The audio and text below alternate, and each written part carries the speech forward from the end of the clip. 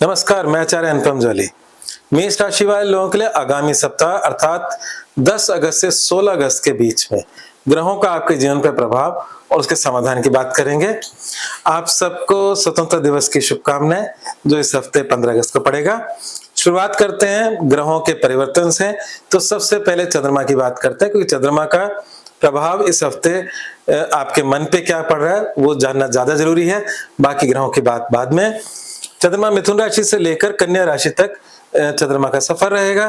तो ये कह सकते हैं कि सप्ताह की शुरुआत आपके पराक्रम भाव के चंद्रमा से हो रही है। पराक्रम भाव का चंद्रमा बहुत ही शुभ माना जाता है। नए पुराने मित्र मिलते हैं, समाज में आपके कार्यों की प्रशंसा होती है, आपके पराक्रम में वृद्धि होती है। परंतु चौथा चंद्रमा अच्छा नहीं होता, और चौथा चंद्रमा अच्छा नहीं होता वो क्यों अच्छा नहीं होता, मेरा निजी अनुभव है सालों से।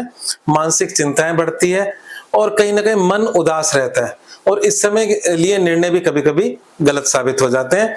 तो हमें वो 2 दिन टालने चाहिए जो हमें पहले से पता हो कि इन 2 दिन के अंदर हमारी मानसिक स्थिति के अंदर थोड़े बहुत बदलाव आते हैं। तो ये चंद्रमा जो चौथा चंद्रमा है, वो जो समय रहेगा वो आपका 11 और 12 तारीख का रहेगा। तो क्यों 11 और 12 अगस्त थोड़ी सी चिंताओं का है। 13 अगस्त को सुबह 6:07 पे चंद्रमा आपके कर्क राशि से सिंह राशि में आ जाएगा। 5वां चंद्रमा चिंताएं देता है परंतु नुकसान नहीं। और चिंताएं किस प्रकार की? संतान संबंधी चिंता हो सकती है, शिक्षा संबंधी चिंताएं हो सकती है, प्रेम संबंध संबंधी चिंताएं हो सकती है, और जो लोग शेयर मार्केट से जुड़े हुए हैं उनको अपने शेयर मार्केट की चिंता हो सकती है। और अंतिम चंद्रमा जो सप्ताह का जो अंतिम चंद्रमा है वो छठा चंद्रमा होगा, जो आपके बल को बढ़ाने वाला होगा, स्वास्थ्य को सुधारने वाला होगा। और हम ये कह सकते हैं कि ये जो छठा चंद्रमा है गोचर का, राशि का तो कुंडली का तो फिर भी हम कष्ट में मान सकते हैं स्वास्थ्य को लेकर, पर गोचर का छठा चंद्रमा कुछ शुभ सूचनाएं देता है। अगर कोर्ट कचहरी संबंधी कोई बातें चल रही हैं तो उसमें शुभ सूचनाएं देता है। अगर आपका कोई दुश्मनी है तो उसमें भी आपका वर्चस्व को बढ़ाता है वो। तो कुल मिलाकर बात है कि रोग ऋण रिपु बीमारी उधारी शत्रुता कोर्ट कचहरी इससे संबंधित चाहे वो शनि की बात हो, पर शनि शुभ सूचना जरूर देता है, आपके वर्चस्व को बढ़ाता है। तो ये था आपका चंद्रमा का इस हफ्ते का पूरा टर्न। अब हम देखते हैं कि आपके जो मुख्य बात है कि पहला सुख निरोगी काया, स्वास्थ्य संबंधित क्या बात है। तो जहां तक मेष राशि का सवाल है, तो मेष राशि पर किसी भी ग्रह की दृष्टि नहीं है अच्छी बुरी। केतु की दृष्टि है, वो तो लंबे समय से तो हम उसको इग्नोर कर सकते हैं, परंतु वैसे अदर देन केतु किसी भी बुरे ग्रह की दृष्टि नहीं है। पर मेष राशि पर शनि की 7.5 चल रही है, तो शायद 7.5 का थोड़ा सा प्रभाव रहेगा। और क्योंकि ये क्षणिक नहीं है, इस हफ्ते की बात नहीं है, ये तो 7.5 साल की बात है, जिसमें से इस समय शनि जो है आपकी राशि से 12वें है, और 12वें रहकर वो दूसरे घर को भी देख रहे हैं। तो थोड़ा बहुत मानसिक तनाव, एक जनरल मानसिक तनाव की बात कर सकते हैं, और वो इस हफ्ते से उसका कोई लेना नहीं। दूसरी बात क्या कर सकते हैं कि जो आपकी राशि का स्वामी है वो कहाँ है। राशि का स्वामी मंगल आपकी राशि से पराक्रम भाव में है, और पराक्रम भाव में राशि का स्वामी का होना बहुत शुभ माना गया है। वो भी आपके पराक्रम में वृद्धि करने वाला ही साबित होता है। तो कुल मिलाकर बात है कि स्वास्थ्य का पाया जैसा चल रहा था वैसे ही चलने वाला है। कोई ऐसा कोई विशेष हानिकारक अभी इस समय गोचर के ग्रह उससे नहीं जुड़ रहे। एक शनि की 7.5 का है, इसका उपाय आपको निरंतर करना चाहिए। शनि मंदिर में तेल चढ़ा सकते हो या शनि का जाप कर सकते हो मंत्र का। तो ये था आपके स्वास्थ्य संबंधी बातें। बाकी ग्रहों की स्थिति देख लेते हैं।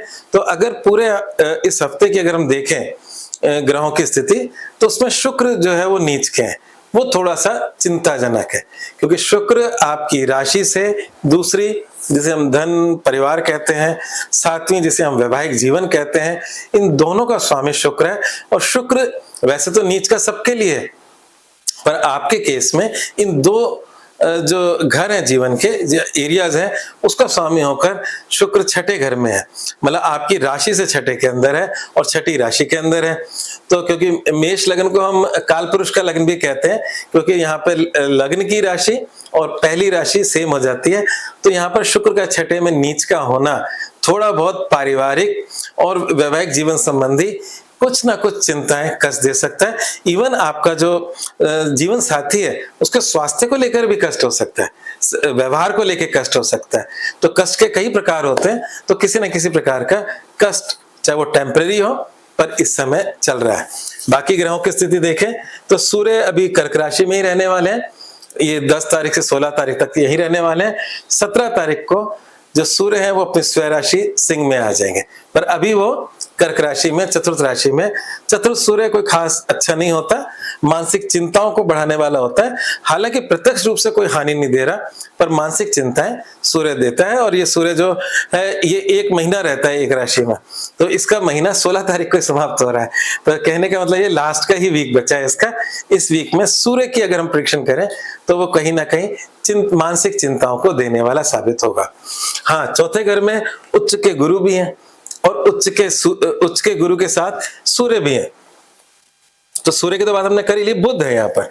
तो बुध जो है मेष राशि में एक अकारक सा ग्रह है जो डिस्टरबेंस ही दे सकते हैं, इससे ज्यादा कुछ नहीं दे सकते। तो चौथे घर में सूर्य का होना, बुध का होना डिस्टरबेंस दे रहा है। और उसके बीच में भी जो बृहस्पति उच्च के बैठे हैं और अभी इस वक्त तो सूर्य से अस्त भी है, तो सूर्य गुरु का एक योग भी बन रहा है। और ये जो योग बन रहा है अष्टांगत के साथ साथ दोनों ग्रहों का जो कॉम्बिनेशन है फोर्थ हाउस में, उस कॉम्बिनेशन के कुछ फायदे भी हैं।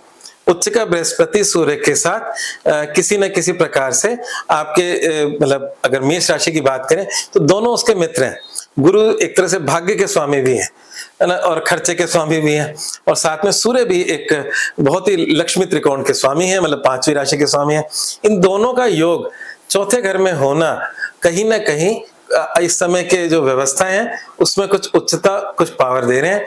तो युति का एक अपना परिणाम होता है। उस युति के परिणाम में हम ये कह सकते हैं कि जो अभी इस समय संतान संबंधी चिंताएं हैं, शिक्षा संबंधी चिंताएं जो लंबे समय से चल रही हैं, यहाँ पर केतु बैठा है आपकी 5वीं राशि में, तो वो जो चिंताएं हैं उन चिंताओं का जो स्वामी जो है वो सूर्य है। और सूर्य के साथ गुरु का बैठने से एक कहीं ना कहीं आपके संघर्ष के अच्छे परिणामों की प्राप्ति भी है। हालांकि सूर्य अपनी राशि से 12वें जो कि मतलब 17 तारीख को सिंह राशि में आ जाएंगे, तो इस योग का जो परिणाम है हम ये कह सकते हैं कि बाधाएं आ रही हैं, अड़चने आ रही हैं, परंतु वही शिक्षा जो आपने हासिल कर रखी है वो आपके जीवन के अंदर उसका लाभ भी मिल रहा है। कई बार हम पढ़ाइयां करते हैं, सब कुछ करते हैं, जीवन में उसका लाभ ही नहीं ले पाते। तो आज जो आपने विगत में शिक्षा प्राप्त कर रखी है वो कहीं ना कहीं आपके जीवन में इस समय प्रकाशित भी हो रही है। इसका अर्थ कुछ इस प्रकार से आप निकाल सकते हैं।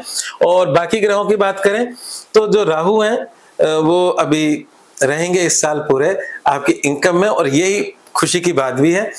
राहु का इनकम में बैठना सभी प्रकार के लाभ देता है। और शनि की राशि में है तो कहीं दिक्कत ही नहीं, मित्र राशि में है तो 11वां राहु आपके लिए लाभकारी है, धन का लाभकारी है।